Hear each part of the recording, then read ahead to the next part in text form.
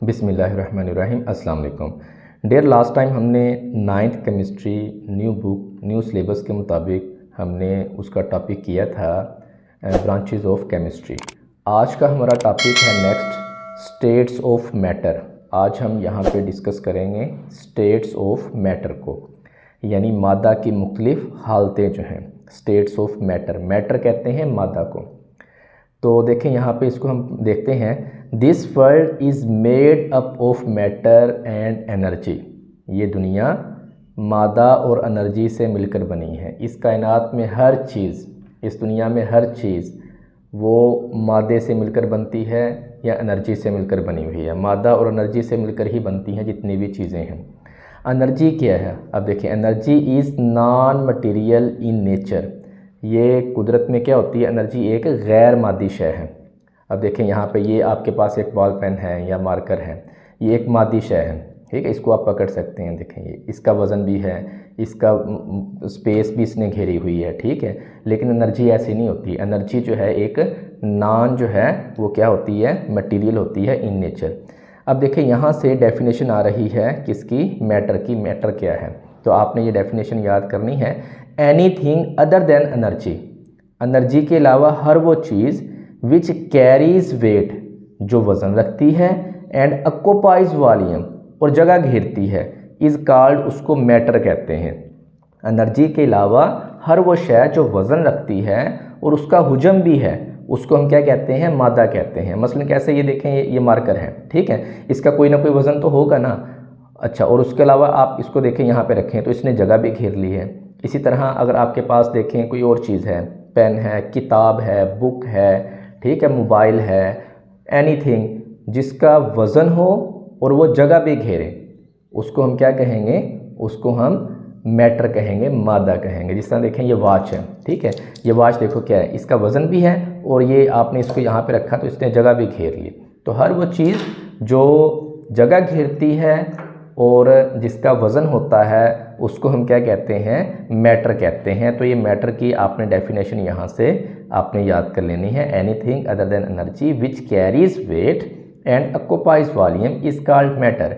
We encounter materials things everywhere in all sorts of different and distinct form. अब देखो क्या कहता है कि हमारे इर्द गिर्द हर किस्म की मुख्तलिफ मादी अशिया बिखरी पड़ी हैं और हमें उनका सामना रहता है। अब देखिए हवा है, हवा भी एक मादा है, ठीक है, ये एक मैटर है। इसी तरह पानी है, पानी भी एक किस्म का मादा है, ठीक है। ये जितनी भी आपके इर्द गिर्द ठोस चीज़ें हैं, सॉलिड चीज़ें हैं, वो सारी की सारी मादे से मिलकर बनती हैं। A state of matter is one of the many distinct forms in which matters can exist.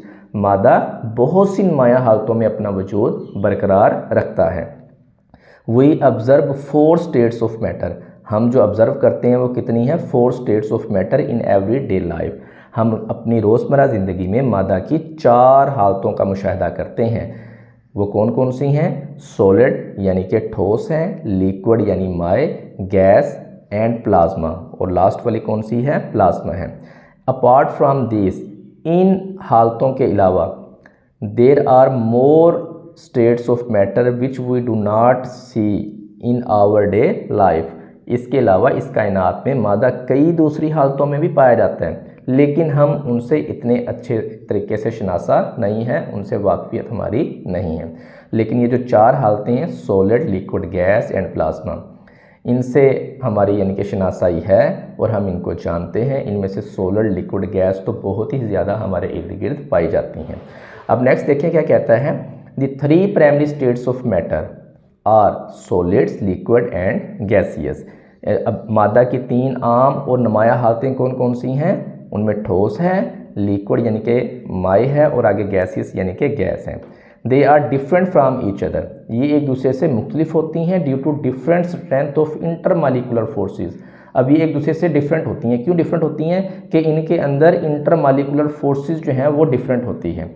अब व्हाट इज़ इंटरमालिकुलर फोर्स? ये क्या होती है? अभी आपको बताते हैं इंटरमालिकुलर फोर्स क्या होती है। फ़र्ज़ करें मैं यहाँ पे एक मालिक्यूल लिख रहा हूँ पानी का, जिसका फार्मूला है H2O, ठीक है, H2O। इसको ज़रा मैं ओपन करके लिखता हूँ इसका स्ट्रक्चर। इसमें एक ऑक्सीजन का एटम होता है और 2 इसके अंदर किसके एटम होते हैं, हाइड्रोजन के एटम होते हैं। तो ये हमारे पास ये पानी का एक मॉलिक्यूल बन गया। तो इसमें देखें ये वाला एटम जो है इस एटम के साथ जुड़ा हुआ है और ये वाला एटम इस एटम के साथ जुड़ा हुआ है, यानी कि ऑक्सीजन का एक एटम हाइड्रोजन के 2 एटमों के साथ जुड़ा हुआ है। ठीक है, इनके दरमियान एक फोर्स पाई जाती है जिन्होंने इनको आपस में जोड़ के रखा हुआ है, जिसको आप बॉन्डिंग का नाम देते हैं। ठीक है, तो यहाँ पे ये ऑक्सीजन इस हाइड्रोजन के साथ और ये ऑक्सीजन इस हाइड्रोजन के साथ एक बॉन्ड के ज़रिए से जुड़ी हुई है। इसको हम इंट्रामॉलिक्यूलर फोर्सेस कहते हैं, इंट्रामॉलिक्यूलर फोर्सेस। इंट्रामॉलिक्यूलर फोर्सेस एक मॉलिक्यूल के अंदर एटमों के दरमियान पाई जाती हैं, इंट्रामॉलिक्यूलर फोर्सेस। अब एक और चीज़ देखें, यहाँ पे मैं लिखता हूँ, ये वाटर का मॉलिक्यूल मैं दोबारा लिखता हूँ। आपको पता है ये पोलर मॉलिक्यूल है, तो यहाँ पार्शियल पॉजिटिव चार्ज आएगा, इस हाइड्रोजन पे भी यहाँ पे पार्शियल नेगेटिव चार्ज आएगा। इसी तरह का मैं एक और मॉलिक्यूल यहाँ पे लिखता हूँ पानी का। ये आपके पास आ गए अब 2 पानी के मॉलिक्यूल, उनके हमने स्ट्रक्चर यहाँ पे ड्रा कर लिए। अब देखें यहाँ पे एक पानी का मॉलिक्यूल ये वाला है पूरे का पूरा, ठीक है, और दूसरा पानी का मॉलिक्यूल ये वाला है। अब इन दोनों के दरमियान एक फोर्स ऑफ अट्रैक्शन क्रिएट होती है, जिसकी वजह से ये वाला पानी का मॉलिक्यूल इस पानी के मॉलिक्यूल के साथ जुड़ जाता है। अब होता क्या है कि इस पानी का जो मॉलिक्यूल है, इसका जो नेगेटिव किनारा है इसके पॉजिटिव किनारे को अपनी तरफ अट्रैक्ट करेगा, जिसकी वजह से ये वाला मॉलिक्यूल इस मॉलिक्यूल के साथ जुड़ जाएगा। अब ये वाली जो फोर्स है ना, ये वाली फोर्स जो एक मॉलिक्यूल को दूसरे मॉलिक्यूल के साथ जोड़ रही है, इस फोर्स को आप नाम देते हैं इंटरमॉलिक्यूलर फोर्स का। इंटरमॉलिक्यूलर फोर्स, इंटरमॉलिक्यूलर फोर्स यानी कि ऐसी फोर्स जो मॉलिक्यूल्स के दरमियान पाई जाती है, 2 मॉलिक्यूल्स के दरमियान, एक मॉलिक्यूल ये हो गया, एक मॉलिक्यूल ये हो गया, जो 2 मॉलिक्यूलों के दरमियान पाई जाती है उसको आप क्या नाम देंगे, इंटरमॉलिक्यूलर फोर्स कहेंगे। अब ये जो इंटरमॉलिक्यूलर फोर्स होती है ना, बाज़ मॉलिक्यूल्स में बहुत स्ट्रॉन्ग होती है, बाज़ में वीक होती है। तो इसी वजह से जो मादा की हालतें जो हैं वो वजूद में आती हैं इंटरमॉलिक्यूलर फोर्स की वजह से। और भी इसमें देखें वजूहात होती हैं, अरेंजमेंट ऑफ पार्टिकल्स के, पार्टिकल्स की जो तरतीब है वो इनमें मुख्तलिफ हो सकती है, जिसकी वजह से मादा की मुख्तलिफ हालतें बनती हैं। And distance between the particles, और पार्टिकल्स के दरमियान फासले की वजह से ये एक दूसरे से क्या होती हैं, मुख्तलिफ होती हैं। तो ये 3 वजूहात आपने अपने जहन में रखनी है कि जो मादा की हालतें हैं वो एक दूसरे से मुख्तलिफ किन वजूहात की बिना पे होती हैं। They are different from each other due to different strength of intermolecular force. पहले नंबर पे स्ट्रेंथ आ जाएगी इंटरमॉलिक्यूलर फोर्स, यानी कि मॉलिक्यूलों के दरमियान जो फोर्स है इंटरमॉलिक्यूलर फोर्स वो डिफरेंट होती है। दूसरी है अरेंजमेंट ऑफ एटम्स के, एटमों की जो तरतीब है वो डिफरेंट होती है।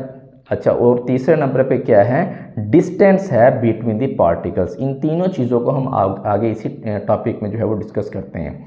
अब देखें यहाँ पे, बल्कि उसने देखो नीचे डायग्राम में ये दिखाया भी हुआ है, यहाँ पे देखें ये सॉलिड है, ये लिक्विड है और यहाँ पे देखें ये गैस है। अब आप थोड़ा सा ज़रा इसके ऊपर गौर करें तो गैस के मॉलिक्यूल देखें, एक यहाँ पे पड़ा हुआ, एक यहाँ पे पड़ा हुआ, दरमियान में फासला देखें कितना ज़्यादा है।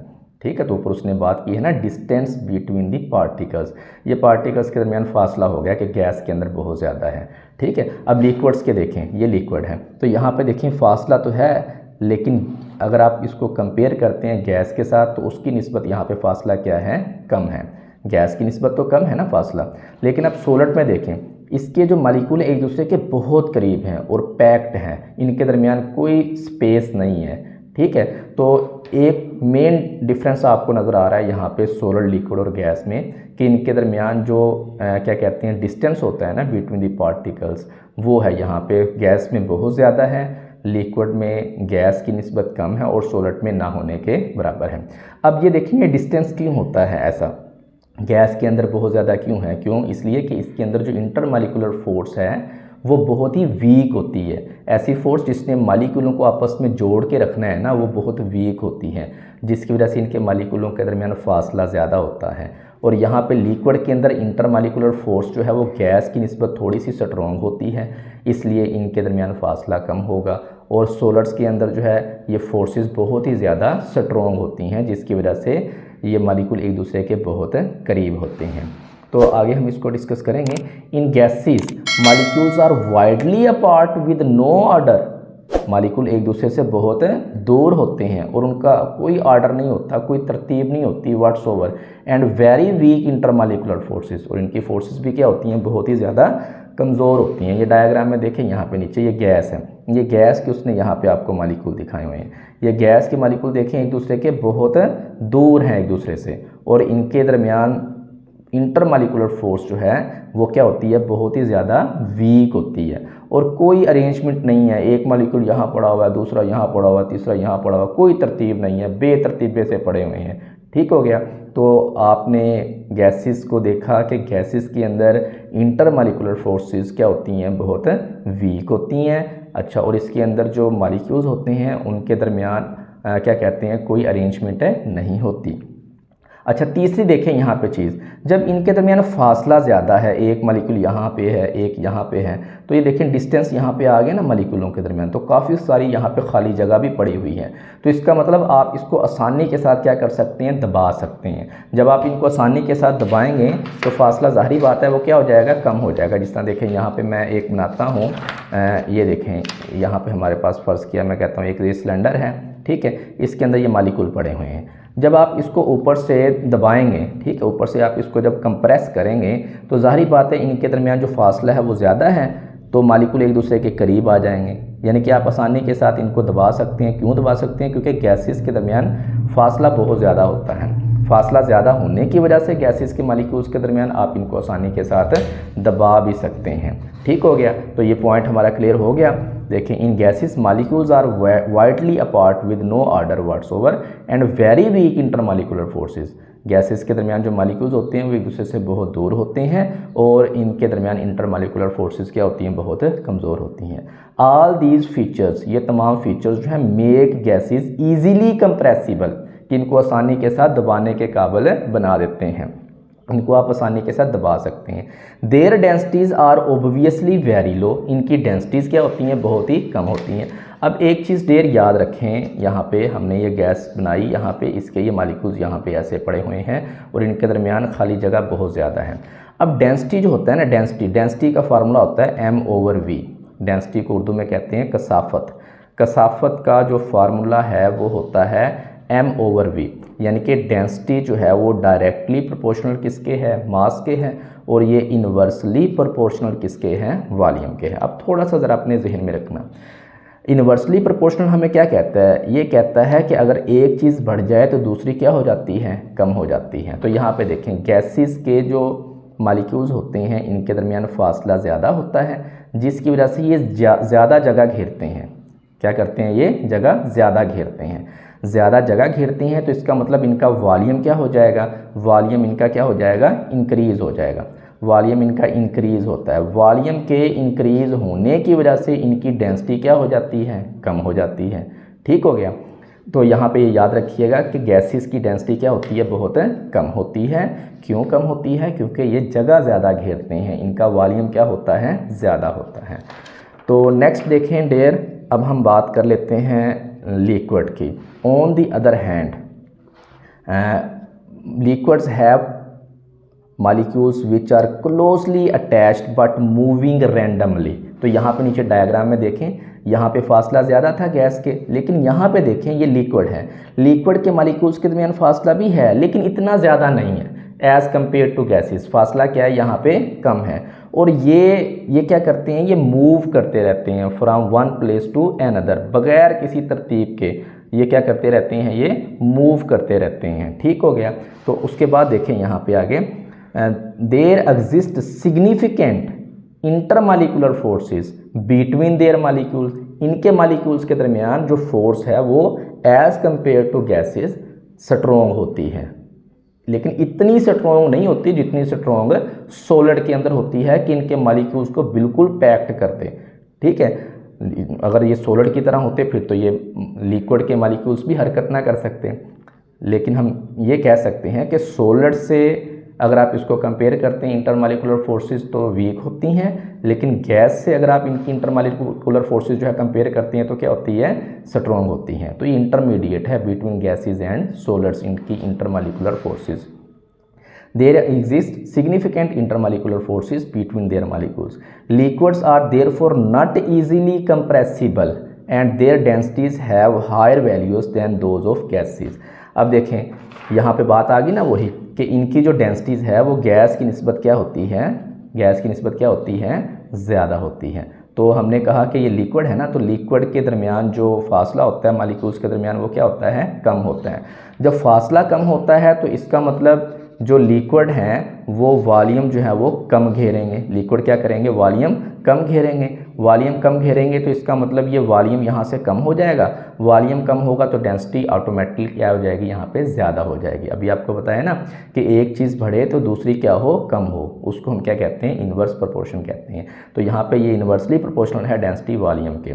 अगर आप गैसेस के साथ कंपेयर करते हैं लिक्विड को, ये लिक्विड है, ठीक है, और ये क्या है, गैसेस। गैसेस के साथ कंपेयर करेंगे लिक्विड को तो लिक्विड की डेंसिटीज़ क्या होती है, एज़ कंपेयर टू गैसेस क्या होती है, ज़्यादा होती है। तो नेक्स्ट देखें डेयर, यहाँ पे है सॉलिड्स।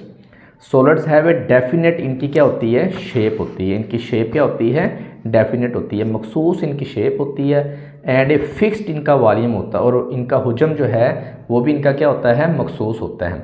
जैसे देखिए कोई भी सॉलिड चीज़ है, जैसे देखिए ये कैप है, तो ये कैप जो है इसकी मखसूस इसकी शेप है, शेप भी इसकी मखसूस है। चाहे आप इसको कप में डाल दें, गिलास में डाल दें, ठीक है, जग में डाल दें, इसकी यही शेप रहेगी।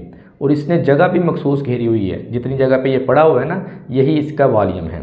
तो जो ठोस होते हैं ना, ठोस, कोई भी ठोस जो है, ठोस जो होते हैं उनकी डेफिनेट उनकी शेप होती है, मखसूस उनकी शक्ल होती है और मखसूस ही उनका वॉल्यूम होता है।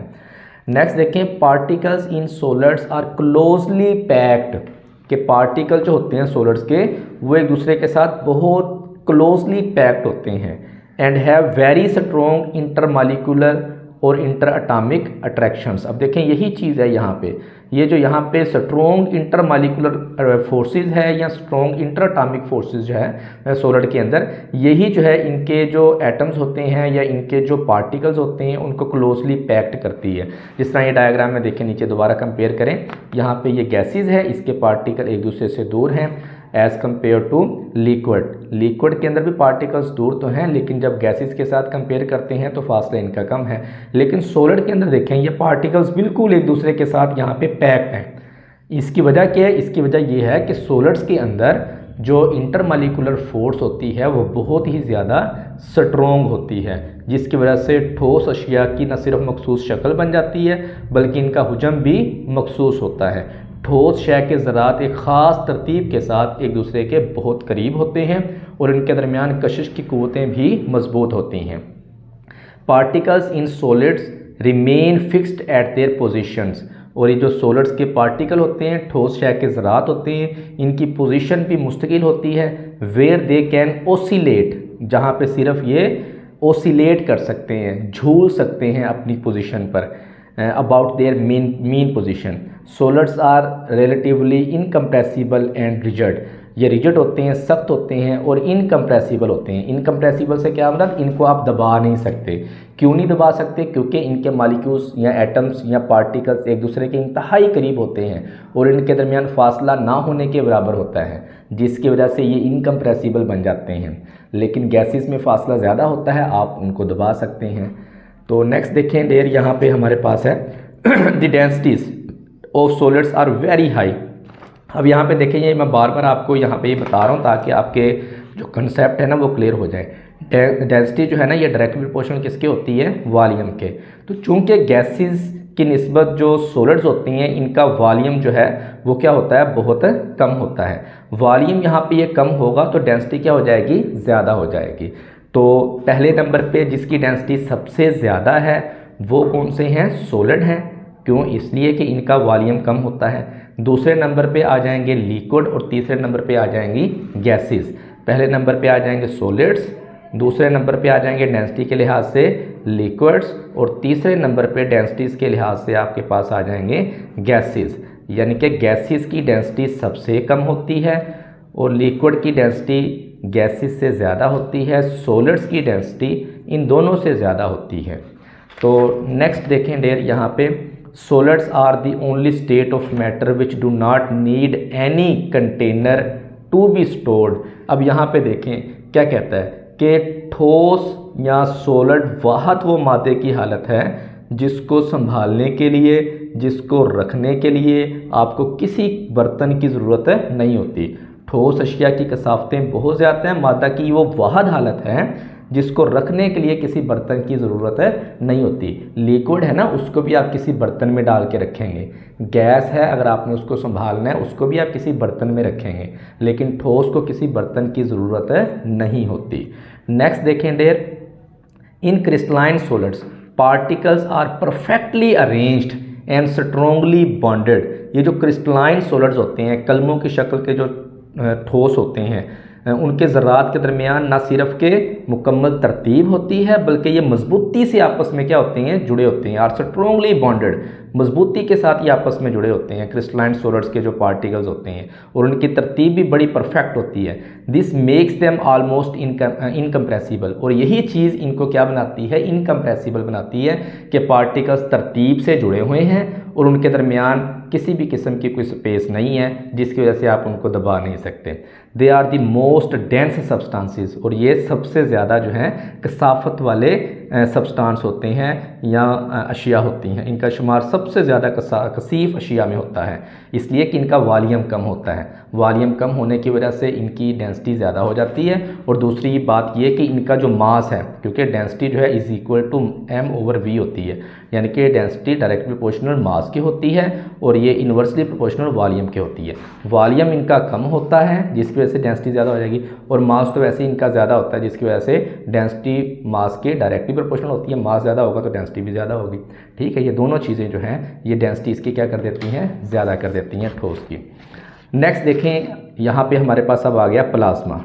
Plasma is not so generally seen form of matter. ये प्लाज्मा मादे की वो हालत है जो ज़्यादातर आपको देखने को नहीं मिलती। It is composed of particles with very high kinetic energy. ये ऐसे पार्टिकल्स पर मुश्तमिल होती है। It is composed of particles with very high kinetic energy. ये ऐसे पार्टिकल्स पर मुश्तमिल होती है प्लाज्मा जिसकी काइनेटिक एनर्जी क्या होती है, बहुत ज़्यादा। ये बहुत ज़्यादा हरकत करने वाले ज़रात पर मुश्तमिल होती हैं। It exist in fluorescent tube. अब देखिए, आपको बता रहे हैं कि प्लाज्मा कहाँ कहाँ पाया जाएगा। ये फ्लोरिसेंट ट्यूब्स में प्लाज्मा आपको मिलेगा, लाइटनिंग में मिलेगा, एंड वेल्डिंग आर्क जिसके ज़रिए वेल्ड करते हैं चीज़ों को, उसमें आपको प्लाज्मा मिलेगा। Plasma can be considered as a partially ionised gas containing electrons, ions and photons. Plasma को जुज़वी तौर पर इलेक्ट्रॉन्स, आयंस और फोटॉन्स पर मुश्तमिल आयोनाइज्ड गैस समझा जाता है, यानी कि एक ऐसी गैस जिसको टोटली नहीं, पार्शली तौर पे आपने आयोनाइज्ड किया हुआ है, उस पर मुश्तमिल ये प्लाज्मा होता है। और इसमें क्या क्या चीज़ें होती हैं, इलेक्ट्रॉन्स होते हैं, आयंस होते हैं और फोटॉन्स होते हैं। अब ये फोटॉन्स क्या हैं? फोटॉन्स को आप यूँ कह लें कि ये एनर्जी के छोटे छोटे पार्टिकल्स हैं, तो आप इसको लाइट के पार्टिकल्स भी कह सकते हैं। जिस तरह ये देखो ना, सूरज है, सूरज के अंदर प्लाज्मा है बहुत ज़्यादा, ठीक है, सूरज बना ही प्लाज्मा का हुआ है, तो उसमें फोटॉन्स बहुत ज़्यादा होते हैं। Matter also exist in intermediate state. अब क्या कहते हैं कि मादा जो है ऐसी दरमियानी हालतों में भी पाया जाता है, वेयर लिक्विड मीट्स गैस, जहाँ लिक्विड गैस के साथ मिलती है, एंड लिक्विड मीट सॉलिड्स, और लिक्विड जो है वो सॉलिड के साथ मिलती है। फॉर एग्जांपल, अब यहाँ पे देखो बताता है सुपर क्रिटिकल फ्लूइड्स इसकी मिसाल है, लिक्विड क्रिस्टल्स एंड ग्रेफिन। इसको हम देखते हैं इससे क्या मुराद है, where liquid meets gas and liquid meet solids. फर्ज करें मैं कहता हूँ ये आपके पास लिक्विड है और ये आपके पास क्या है, गैस है, तो ये दोनों जिस पॉइंट पे आके मिल रहे हैं ना, तो उस पॉइंट को हम क्या कहेंगे, यहाँ पे देखो इस तरफ ये गैस है, इस तरफ ये लिक्विड है, ठीक है। तो ये दरमियानी सी जो हालत है जहाँ पे लिक्विड और गैस आपस में मिल रहे हैं, उस दरमियानी हालत की ये बात कर रहा है। तो इसकी एग्जांपल वो आपको बता रहा है यहाँ पे किसकी, सुपर क्रिटिकल फ्लूइड्स की, लिक्विड क्रिस्टल्स की एंड ग्रेफिन की। इसको हम पढ़ते हैं, super critical fluids are highly compressible state है। सुपर क्रिटिकल फ्लूइड्स बहुत ही ज़्यादा कंप्रेस्ड, जिसको आपने बहुत ज़्यादा कंप्रेस्ड किया हुआ है, दबाया हुआ है, वो वाली ये फेज़ है। अच्छा, which shows both properties of gases and liquid, जो गैसेज और लिक्विड्स दोनों की प्रॉपर्टीज़ को शो करती है। सुपर क्रिटिकल फ्लूइड स्टेट में माया और गैस का फ़र्क ख़त्म हो जाता है, ये हालत माए और गैस दोनों के ख़वास ब्याक वक्त ज़ाहिर करती है। ये शॉर्ट क्वेश्चन आ सकता है, तो यहाँ आपने अपने जहन में रखना कि सुपर क्रिटिकल जो फ्लूइड्स होते हैं उनके अंदर दोनों तरह की प्रॉपर्टीज़ होती हैं, गैसेस की भी और लिक्विड्स की भी। Chemical reactions which may not be carried out in conventional solvents, आम जो सॉल्वेंट्स होता है उसमें अगर कोई केमिकल रिएक्शन नहीं हो रहा होता, may be possible be carried out in super critical carbon dioxide, उसको आप सुपर क्रिटिकल कार्बन डाइऑक्साइड में कर सकते हैं। नेक्स्ट हमारे पास है देखें यहाँ पे liquid crystal. Liquid crystal is a state of matter whose properties are between those of conventional liquids and those of crystalline solids, यानी कि लिक्विड क्रिस्टल एक ऐसी हालत है जिसकी प्रॉपर्टीज़ लिक्विड्स और सॉलिड्स के दरमियान होती है, दोनों की खसूसियात ये शो करती है।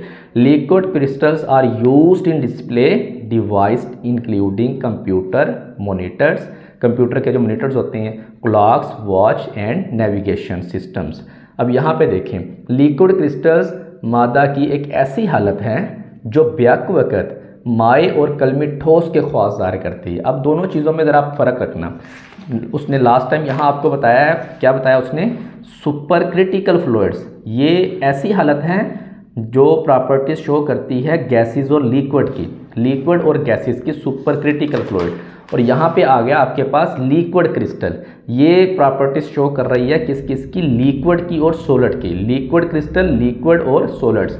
लिक्विड क्रिस्टल नाम से ही ज़ाहिर है, क्रिस्टल्स ठोस में होते हैं। अच्छा, उसके बाद देखें, ये उसने आपको बता दिया ये कहाँ कहाँ पाए जाते हैं। नेक्स्ट हमारे पास है graphene is an example of two dimensional crystal. ये टू डायमेंशनल, दो जहती जो है आप ये कह सकते हैं सिस्टम की, ये क्या है, एक एग्जाम्पल है। अब ये दो जहती क्रिस्टल क्या होता है, ग्राफीन दो जहती यानी कि टू डायमेंशनल जो है क्रिस्टल्स की एक एग्जाम्पल है। मैं अभी आपको बताता हूँ कि टू डायमेंशनल किसे कहते हैं। ये इधर देखें ज़रा, टू डायमेंशनल, 2D, इसको हम लिख लेते हैं 2D, टू डायमेंशनल, ठीक है। ऐसी शेप जिसकी लेंथ हो और जिसकी विड्थ हो, ठीक है, ऐसी शेप जिसकी लेंथ हो और जिसकी विड्थ हो, यानी कि लंबाई और चौड़ाई, ऐसी शेप जिसकी लंबाई हो और प्लस चौड़ाई हो, उसको हम कहते हैं कि वो 2D शेप है। इसकी मिसाल क्या है, इसकी मिसाल जिस तरह आपके पास स्क्वायर है, ठीक है, मुरब्बा, और या आपके पास रेक्टेंगल है, ठीक है, या आपके पास जनाब सफ़ेर है, क्या कहते हैं इसको, सॉरी, सर्कल है, सर्कल, ठीक है। ये टू डायमेंशनल शेप्स की एग्जांपल्स हैं। या आपके पास एक हेक्सागोनल शेप है, हेक्सागोनल शेप जो होती है ये भी टू डायमेंशनल होती है। या पेंटागोनल शेप है आपके पास, ठीक है, ये पेंटागोनल जो शेप होती है ये भी आपके पास क्या है, ये टू डायमेंशनल है, जिसके 5 किनारे होते हैं। पेंटागोनल से पेंटा 5 को कहते हैं जिसके 5 किनारे हों, हेक्सा 6 को कहते हैं जिसके 6 किनारे हों, ठीक है। तो ऐसी शेप जिसकी सिर्फ लंबाई और चौड़ाई हो उसको हम कहते हैं 2D शेप। और एक होती है 3D शेप, 3D शेप, ठीक है। 3D शेप एक ऐसी शेप होती है जिसके अंदर लंबाई भी होती है, जिसकी चौड़ाई विड्थ भी होती है और जिसकी गहराई डेप्थ भी होती है। तीनों चीज़ें होती हैं इसके अंदर, लंबाई प्लस चौड़ाई और यहाँ पे एक और चीज़ होती है गहराई, ठीक है। अगर तीनों चीज़ें हों किसी शेप में तो उसको आप 3D शेप कहते हैं। इसकी एग्जांपल आप क्यूब ले सकते हैं, क्यूब, जैसे यहाँ पे देखें ये क्यूब मैंने एक बना दिया, ये क्यूब एक 3 डायमेंशनल जो है शेप की एग्जांपल है, ठीक है। इसमें क्या कहते हैं, चौड़ाई भी है, लंबाई भी है और गहराई भी है, तीनों चीज़ें इसमें आ जाती हैं, ठीक हो गया। तो ये जो ग्राफीन है, ये ग्राफीन आपके पास क्या है, 2 डायमेंशनल जो है शेप की एक या क्रिस्टल की एक आपके पास क्या है, एग्जाम्पल है। अच्छा देखें जी क्या कहते हैं, a single layer of carbon atoms, ये कार्बन एटम्स की एक सिंगल लेयर होती है, arranged in A hexagonal pattern, hexagonal pattern में ये अरेंज्ड हुई होती है। यहाँ पे देखें ये डायग्राम है, इस डायग्राम में आप इस शेप को देखें, ये वाली जो शेप यहाँ पे है, ठीक है। इसमें आपने एक ये हेक्सागोनल स्ट्रक्चर बनाया, ठीक है, इसके साथ आपने दूसरा हेक्सागोनल स्ट्रक्चर आपने अटैच कर दिया और इसी के साथ आपने ये तीसरा हेक्सागोनल स्ट्रक्चर अटैच कर दिया। इसी तरह आगे ये चलते जाएंगे, यहाँ आप एक और अटैच कर सकते हैं। तो ये वाली जो लेयर बनी है ना, सिंगल लेयर जिसमें हेक्सागोनल स्ट्रक्चर बने हुए हैं कार्बन के, ये ग्राफीन है, ये क्या है, ग्राफीन है। तो यहाँ पे देखें क्या कहता है, ग्राफीन क्या है, ये सिंगल लेयर है ऑफ कार्बन एटम्स की arranged in A hexagonal pattern में अरेंज्ड हुई है। यहाँ पे हर एक जो यहाँ पे डाट हमने लगाया ये कार्बन का एक एटम है। यहाँ पे ये क्या है, ये कार्बन का एक एटम है। ग्रेफीन इज ए टफ होता है, फ्लेक्सिबल होता है and light material with A high, इसकी क्या होती है, रेजिस्टेंस होती है। ये जो ग्रेफीन होता है एक सख्त होता है, लचकदार और हल्का मटेरियल है जिसकी इलेक्ट्रिकल मुज़ाहमत क्या होती है, बहुत ज़्यादा होती है। हाई इलेक्ट्रिकल इसकी रेजिस्टेंस होती है। States of matter that are not commonly encountered, ऐसी स्टेट्स ऑफ मैटर भी हैं, मादे की ऐसी हालतें भी हैं जो इस दुनिया में नहीं पाई जाती या जिनका हमें सामना नहीं करना पड़ता। आर कॉल्ड, उसको हम क्या कहते हैं, एक्जोटिक स्टेट कहते हैं। ये शॉर्ट क्वेश्चन भी आ सकता है कि एक्जोटिक स्टेट किसे कहते हैं। एग्जाम्पल्स इनकी क्या हैं, आपने इनकी एग्जाम्पल्स याद कर लेनी है। डार्क मैटर है, बोस आइंस्टाइन कंडेंसेट जो है न्यूक्लियर मैटर हो गया, क्वांटम स्पिन लिक्विड हो गया एंड मैनी जो है अदर और इसी तरह की और बहुत सारी हालतें हैं। ये आपके पास एक्जोटिक स्टेट्स की जो हैं एग्जांपल्स हैं। तो डेयर आज के लिए इतना ही। इंशाल्लाह नेक्स्ट वीडियो में हम एलिमेंट्स, कंपाउंड और मिक्सचर जो है ये वाला टॉपिक 1.3 नाइन्थ केमिस्ट्री का ये डिस्कस करेंगे। तब तक के लिए अल्लाह हाफिज़।